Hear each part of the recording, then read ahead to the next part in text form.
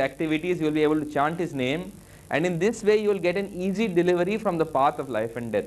In fact, Krishna says in the Bhagavad Gita, he says that kleshodik taras tesham avyakta sakta chetasam avyakta hi gatir dukkham dehavad biravapyate. That those who take to the worship of God in his impersonal manifestation will find the going very tough. It will be very painful. It will be a difficult path for those who worship him in the impersonal manifestation. Therefore, out of his kindness to reveal his personal form to us, he comes down as avatar. And those who are able to understand his appearance as avatar, these people do not have to come back into this world when they leave the body. So to make you understand that God has a personal aspect and he also has an impersonal aspect, we discussed yesterday. Now today we are going to do who is God. Already you had a video show on gods and demigods. Now I'll give you a small lecture on this myself, but I'll give it to you after the slideshow. The slideshow we will have will be on helping you understand Krishna, the Supreme Personality of Godhead, and Chaitanya Mahaprabhu, his most magnificent incarnation. So we'll have a slideshow now. After the slideshow, I will have a lecture on gods and demigods, and then after that, I will ask for any questions from the audience in case you have many doubts, because it's a very difficult topic to swallow. Because, for example, even my father, he says, for 60 years I've been worshipping, and you say I am worshipping a demigod. So I said, I am not telling you. This is what Bhagavad Gita says. So it's not I who am telling you something, it's what Bhagavad Gita is saying. I am simply repeating what the Bhagavad Gita is saying. And if you doubt what I am saying from the Bhagavad Gita, you read it yourself. Yesterday I told you that if you want to read scripture, you must read scripture as it is. That is, without any distortion, without any interpretation. That's what I am doing. I am just quoting Bhagavad Gita as it is. If you don't believe me, you can read Bhagavad Gita as it is for yourself. You can take any edition of Bhagavad Gita. You don't have to get one from here. You take a Sanskrit English dictionary, you sit down and you read Bhagavad Gita for yourself, and you will know what it means. So now we'll have a small slideshow on Krishna, Supreme Personality of Godhead, and Chaitanya Mahaprabhu, his most magnificent incarnation.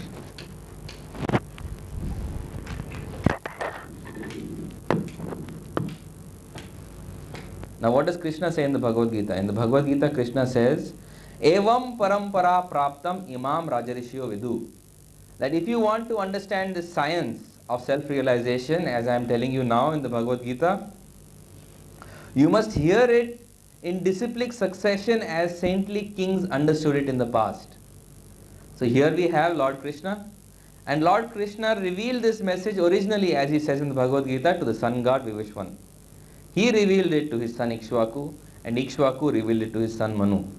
And in this way, we have a disciplic succession coming down from God himself. So God reveals the original message, because the message of God can be revealed only by God. It is said, Dharmam tu sakshat bhagavat pranitam. That the principles of God, of religion, are enunciated by God himself. And he reveals his message to his devotees. And in this way, this message is passed down through a chain of self-realized spiritual masters until it comes down to you. This is known as disciplic succession or parampara. So one must hear it in parampara.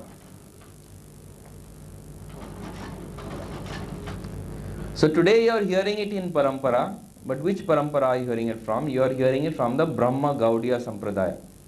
That in the beginning, Krishna related this knowledge into the heart of Brahma. It is said, Tene Brahma Hridaya Adi Kavayu, that the first message that was given by Lord Krishna was given into the heart of Lord Brahma.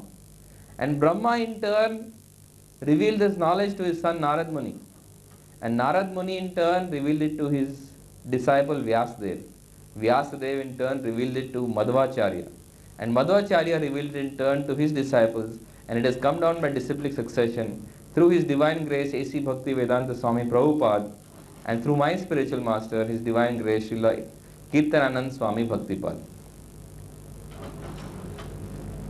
The first thing we have to understand about Krishna is that Krishna is not a mythological character. This is a very, very important point. Because very often when people talk about Krishna, they say, oh, you mean the character from Indian myths and legends. Now Krishna is not a myth, Krishna is not a legend. He is not the product of somebody's imagination. Of course, nowadays we are fed on a lot of stuff like Superman and Batman and He-Man and Masters of the Universe. But one must never imagine that just because Krishna's activities are super normal, he fits into the characteristics of comic strip heroes. that he is an imaginary character or a literary figure or a figure of myth and imagination. Krishna is a genuine historical personality. And this genuine historical personality has left behind archaeological evidence to show that he actually functioned and behaved here on earth like a human being.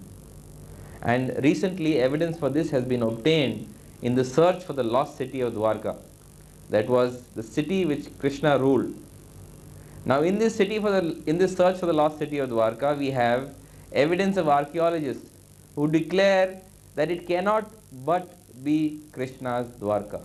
These cuttings are from the Illustrated Weekly of India, which featured a story on the archaeological expedition going on in Dwarka.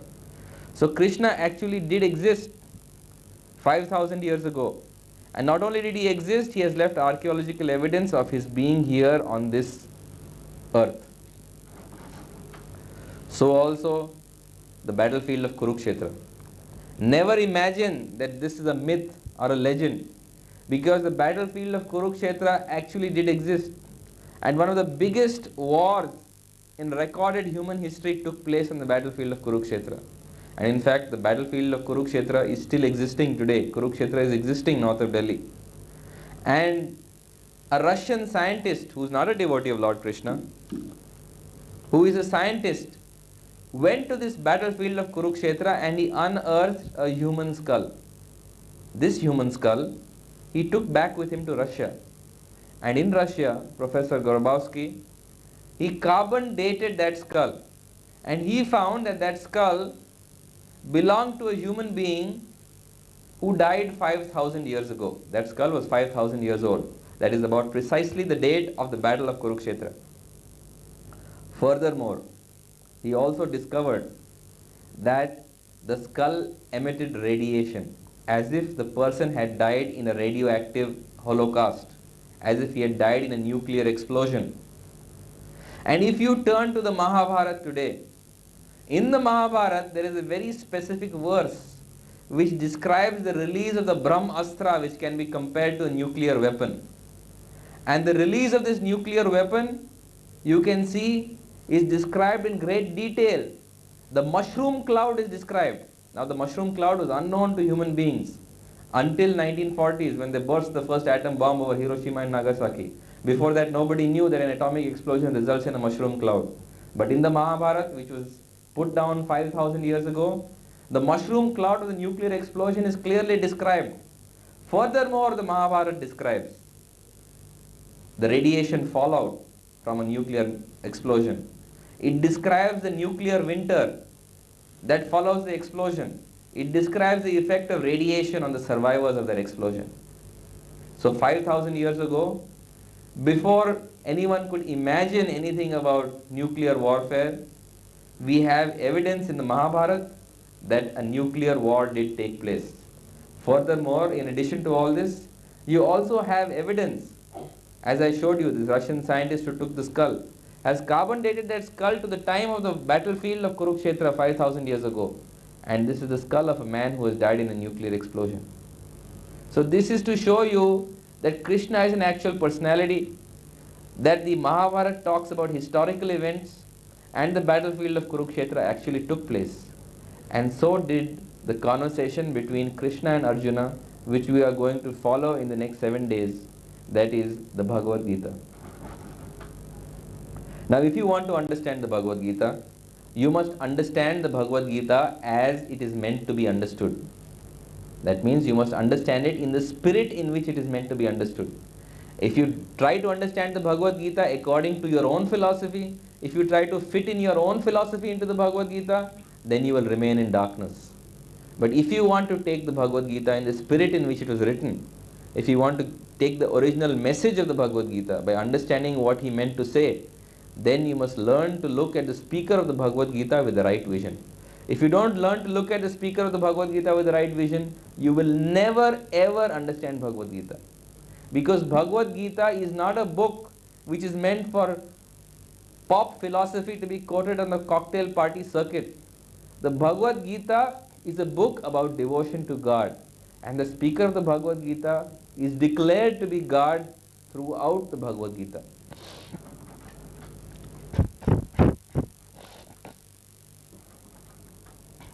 So you must learn to look at the speaker of the Bhagavad Gita with right vision. And what do I mean by looking at the Bhagavad Gita, the speaker of the Bhagavad Gita with right vision? That means you must look at him as Arjuna looked at him. And Arjuna, how did Arjuna look at him? Arjuna accepted him as God. Arjuna says in the Bhagavad Gita, he says, Param Brahma Param Dhama Pavitram Paramam Bhavan Purusham Shashvatam Divyam Adi Devam Ajam Vibhum. He says, I accept you as the Supreme Lord. And after accepting him as the Supreme Lord, then the Lord reveals to him the message of the Bhagavad Gita. So if you want to understand the Bhagavad Gita, at least theoretically, even if you don't have a practical realization that Krishna is God, at least theoretically you must accept Krishna as God, otherwise you will not have any hope of understanding the Bhagavad Gita. Now, as I have explained, God is understood in 3 stages. It has been said, Vadanti tat tattva vidas tattvam yajnanam advayam brahmeti parmatmeti bhagwan iti shabdyate. That God is understood in 3 stages. He is understood by the Jnani as Brahman.